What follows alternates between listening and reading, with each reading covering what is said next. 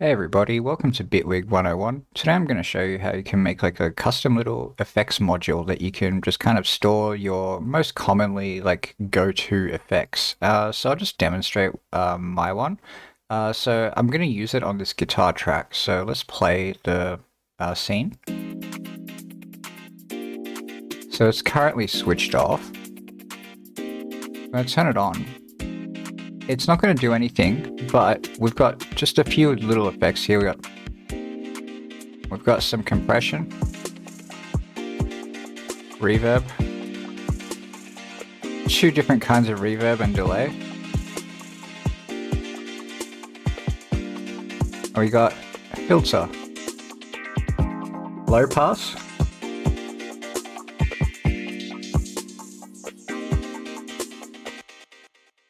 yeah, so basically I'll show you how to make your own and set this up. So basically you can put anything in it.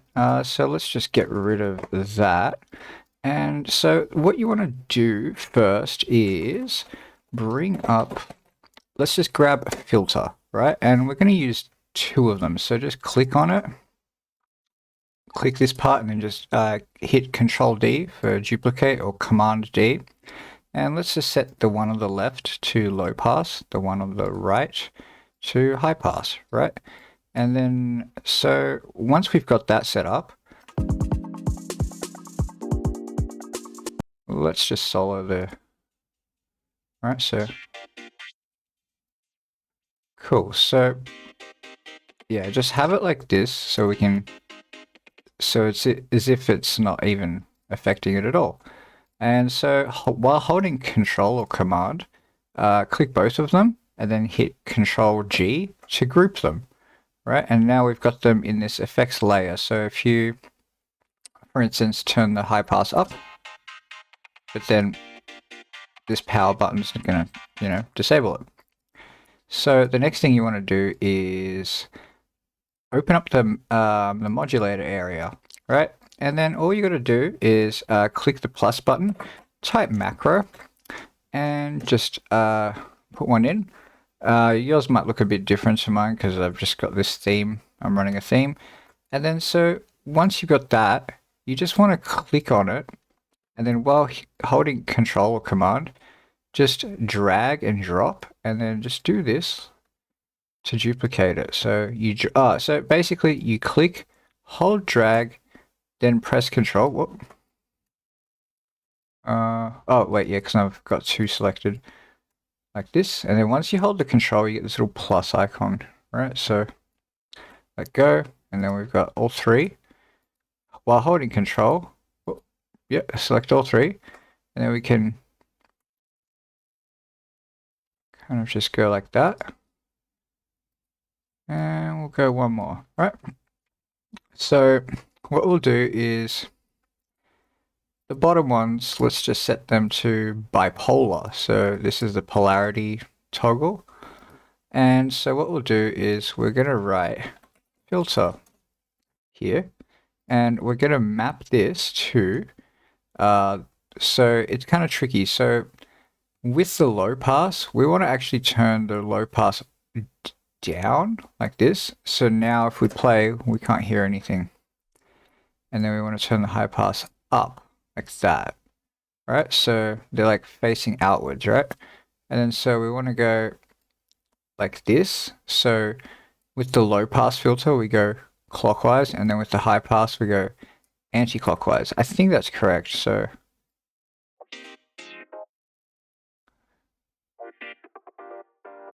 okay, so no, we want to do the opposite.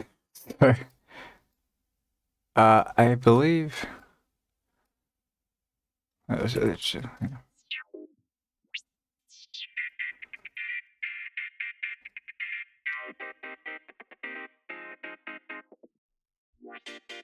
okay.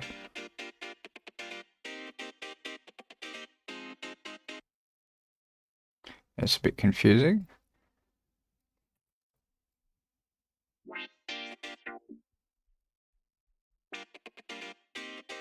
Okay, so with the low pass, yeah, so have the filter cut off pointing inwards like this, right? And then with the low pass goes anti-clockwise, the high pass goes clockwise. So that you're kidding. Okay. It is, bear with me. Okay, so the way it goes is have both the cutoff knobs pointing inwards like this. So remember we got high pass. We can actually label them too. So we go up here in the inspector panel, you can go HP. And then, yeah, to get into the habit of doing this actually. Okay, so yeah, low pass on the left, then high pass on the right. And then have the cutoff pointing inwards. And then you want it like this. So the low pass goes clockwise, so like this, and the high pass also goes clockwise, right? And then so if you've done it correctly, you should, when you turn it to the right, it'll do the high pass, right? And then when you turn it to the left, it'll do the low pass. All right, so that's how we're gonna do. So let's like the other bipolar one. So we'll set up a delay now. And to do that, basically, just pop a delay after the high pass. You can use whichever one you like. I'm just going to use delay 2. Just find like an interesting preset, or just use, the idea is to use like the ones that you kind of go to all the time. So instead of having to, search through the browser and find all sorts of different effects every time, you can just go for this thing. And so, well, I'm having a bit of a mind blank. Wait, was it? Let's just use, yeah, we'll use this one. This is the one that I often have been using recently. So what you want to do now is duplicate it. So we have 2, and we can use like a different preset. So we got stereo 8 delay, 8 fills. Let's do 16ths, 3/16ths, whatever. Right, so we got like 8s and 16ths. So with the mix, yeah, have them pointing inwards like we did before, and then we got to do them both clockwise, right? So, and then wait, yeah, like that. All right, so oh wait, that's incorrect. Yeah, no. There we go. So when the knob is in the center, when this knob is in the center, these both have to be at 0. You can test it too by just turning it off and on. It should sound exactly the same. There we go.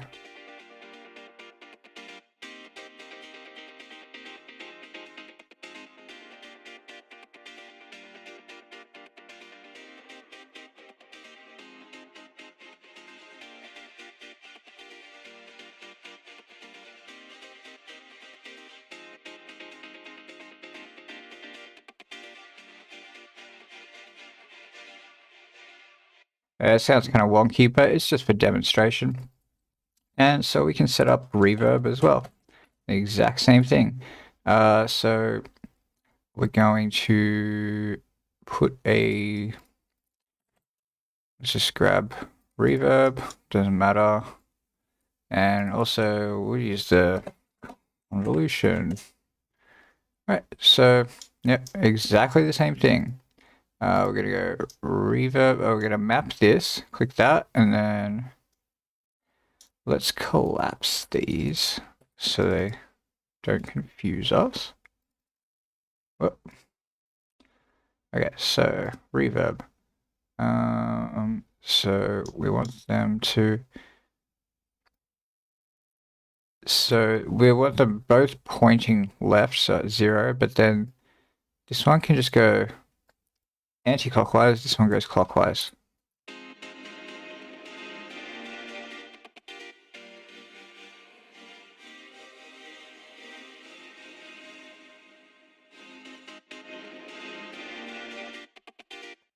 Right, so yeah, that's the reverb's done. And another good one would be set up like compression. So if you want to, because we're always using compression, so maybe let's just use like multiband 2. Because why not make it multiband compression? So we can use this one. And so what we'll do is we'll put dynamics just in the high band. All right, and we'll set the high band. Yeah, it's fine, just there.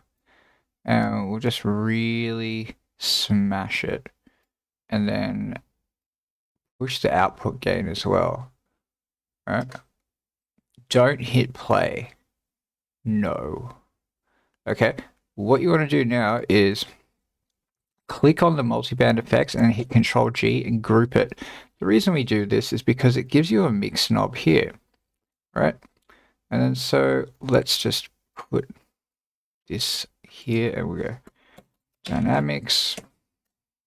Right, so what we'll do now is turn this mix knob down and then we go like that.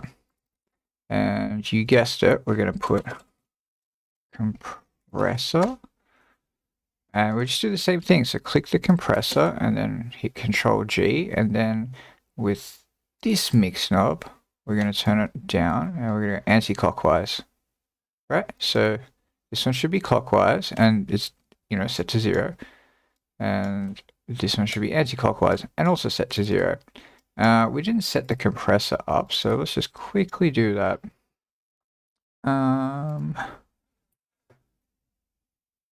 Okay, let's just pull the threshold down. Alright, be careful doing this. Let's just turn the master volume right down. Okay, you should, when you hear it get louder when we, yeah, okay, protect your protect your hearing. Right, and then so we can just pretty much chuck whatever effects we want into these ones. I don't know if you have like ones that you often use, you can pop them in. Doesn't really matter. You use like third-party plugins. For my one, I actually have put okay, so whoops. There it is. So I actually put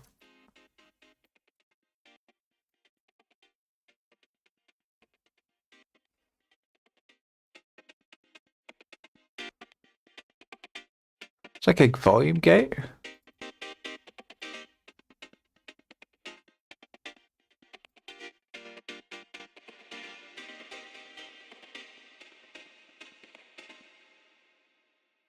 And this just kind of, yeah, it's like more like longer gating, I guess.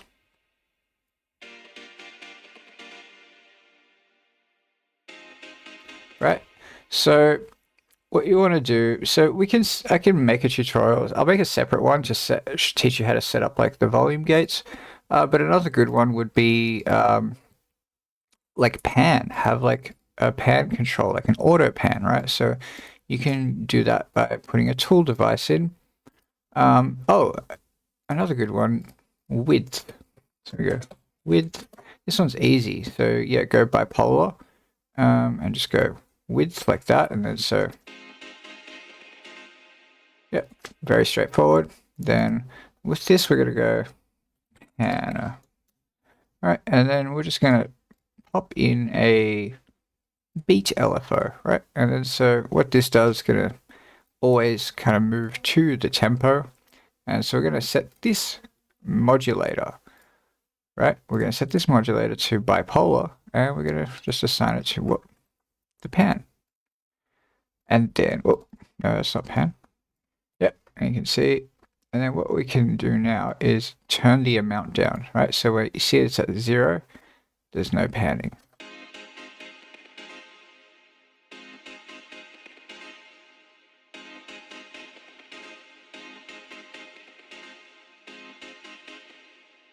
right? And then so we just use this to turn up that.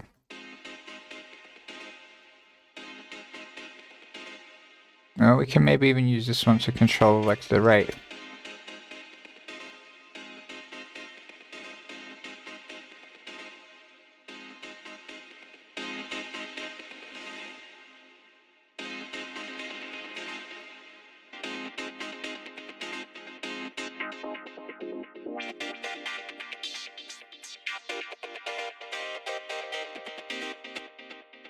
Right, and then so lastly, once you're done making it, I would also keep it small because like all like the when they get too large, um, it can be a bit like overwhelming.